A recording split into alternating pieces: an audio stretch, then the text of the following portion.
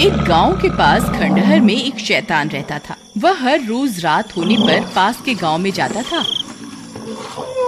और गांव की गलियों में घूमा करता था। लोग अपने अपने घरों में छिप जाते थे और उसकी डरावनी आवाजें सुनकर सहम जाते थे। रात होते ही पूरे गांव में सन्नाटा हो जाता था। वह शैतान बहुत नासमझ था। गांव के लोग अपने अपने घर के दरवाजों पर शैतान कल आना लिख लेते थे। वह शैतान उसे पढ़ता और आगे बढ़ जाता। वहीं उस गांव में एक घमंडी सेठ रहता था। वह किसी से नहीं डरता था। अजी, हम अभी इस गांव में नए नए आए हैं, हमें गांव वालों की बात माननी चाहिए और दरवाजे पर शैतान कल आना लिखना चाहिए। रात भी हो गई है, कहीं वह शैतान यहाँ ना आ जाए। मैं किसी से नहीं डरता। मैं ऐसे किसी अंधविश्वास पे यकीन नहीं करता। बहुत रात हो गई है, सो जाओ। इतना बोलकर वह सेठ अपने कमरे में सोने चला जाता है। तभी वह शैतान हैरान परेशान हो जाता है। गांव वालों ने तो हद ही कर दी। मुझे रोज कल बुला लेते हैं और फिर बोलते हैं कि कल आना। ऐसे कैसे चलेगा? मैं आखिर रोज रोज कब तक अपने शिकार के लिए यूं ही भटकता रहूंगा। फिर थोड़ी दूर चलने पर वह शैतान उस सेठ के घर के पास पहुंचता है। अरे ये क्या, यहाँ तो कुछ नहीं लिखा। किसी का दरवाजा खटखटाता हूँ। लगता है आज मेरी भूख मिट जाएगी। शैतान जोर जोर से सेठ का दरवाजा खटखटाता है। अरे, इतनी रात को कौन आ गया? अजी, आप जाइए ना दरवाजा खोलने के लिए। अरे नहीं, मेरे घुटने में बहुत दर्द हो रहा है। तुम ही खोल दो ना। तुम डरो नहीं, ये जरूर हमारी दुकान पर काम करने वाला नौकर रामू होगा। उधार पैसे मांगने आया होगा। तुम जाओ, दरवाजा खोलो। फिर उसकी पत्नी डरते डरते जाती है और खिड़की से झांक कर देखती है तो उसे वही शैतान दिखाई देता है। वह बहुत डर जाती है, फिर भागती हुई वापस अपने कमरे में जाती है। अजी, हम तो बहुत बुरे फंस गए। वह शैतान तो हमारे दरवाजे पर खड़ा हुआ है। अब क्या करें? मैंने आपको कहा था ना, हमें गांव वालों की बात मान लेनी चाहिए।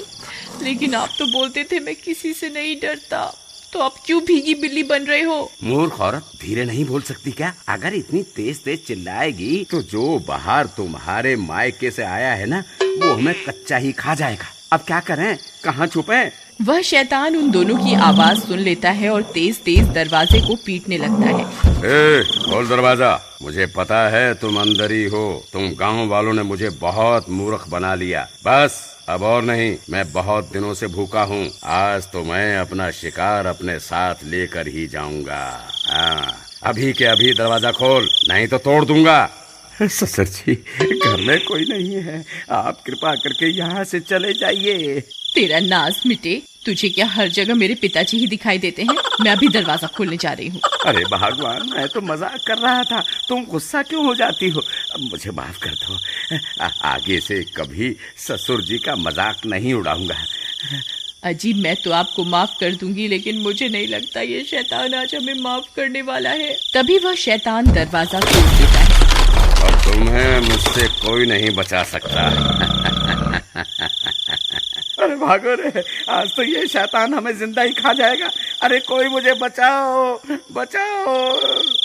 वह सेठ और उसकी पत्नी वहाँ से भागने लगते हैं।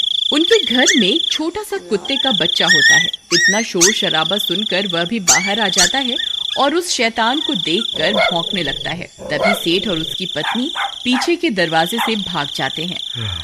अरे बच गए रे, आज तो बाल बाल बच गए। मोती, मैंने उसकी आवाज सुनी थी। वो शायद उसी शैतान के ऊपर भौंक रहा था। वो अभी भी घर के अंदर ही है। मैं वापस अंदर जा रही हूँ अपने मोती को बचाने के लिए। तुम्हारा दिमाग खराब तो नहीं हो गया? तुम्हें क्या लगता है मैं एक कुत्ते को बचाने के लिए घर के अंदर जाऊंगा? नहीं, मूर्ख मत बनो और जल्दी चलो यहाँ से। वो शैतान कभी भी यहाँ आ सकता है। आपको जाना है तो जाइए, मैं वापस अंदर जा रही हूँ अपने मोती को बचाने के लिए। अरे तुम पागल हो गई हो क्या? वापस आ जाओ, बेवकूफी मत करो। लेकिन उसकी पत्नी अपने पति की बात को अनसुना कर देती है और घर के अंदर घुस जाती है। मोती उस शैतान को भौंक रहा होता है। नहीं मोती, पीछे आ जाओ, हमें अभी यहाँ से निकलना है। हे भगवान, अब मैं क्या करूँ? तभी मोती उस शैतान पर हमला करने के लिए आगे बढ़ जाता है। नहीं मोती, ऐसा मत करो, वापस आ जाओ मोती। फिर उसे बचाने के लिए उसकी पत्नी भी शैतान की तरफ दौड़ पड़ती है और अपने कुत्ते को बचाने के चक्कर में उस शैतान के चंगुल में फंस जाती है।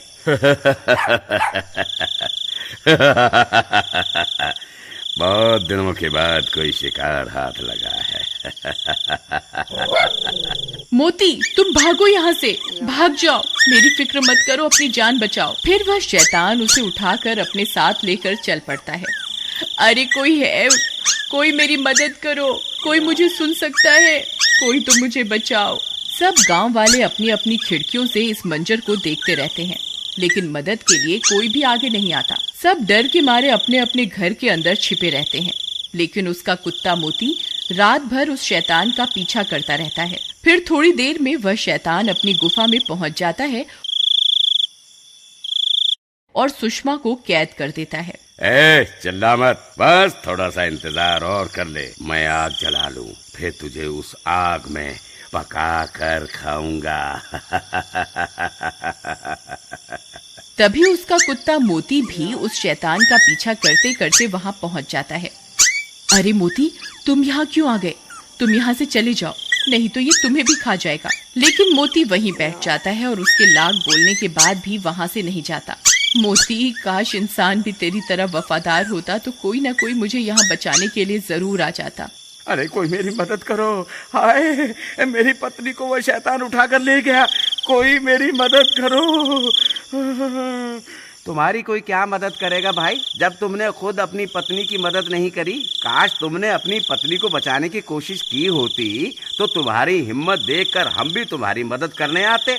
भाई मुझसे बहुत बड़ी गलती हो गई, कृपा करके मेरी मदद करो।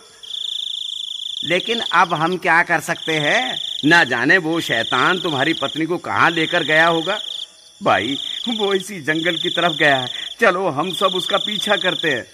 तुम पागल हो गए हो क्या भाई? तुम्हें पता भी है ये जंगल कितना बड़ा है, हैं? हम कहीं भी इतने बड़े जंगल में तुम्हारी पत्नी को नहीं ढूंढ पाएंगे और हो सकता है हम खुद भी भटक जाएं। नहीं नहीं भाई नहीं, हम तुम्हारी कोई मदद नहीं कर पाएंगे। ठीक है, गलती मुझसे हुई है तो मैं ही इसको सुधारूंगा। अगर तुम मेरे साथ नहीं चलना चाहते तो मत चलो, मैं अकेला ही अपनी पत्नी को उस शैतान से छुड़वाने जाऊंगा। इतना बोलकर वह सेठ जंगल की ओर चल देता है। मोती, तू यहाँ से चला जा, तू मेरी कोई मदद नहीं कर पाएगा, ये शैतान आता ही होगा।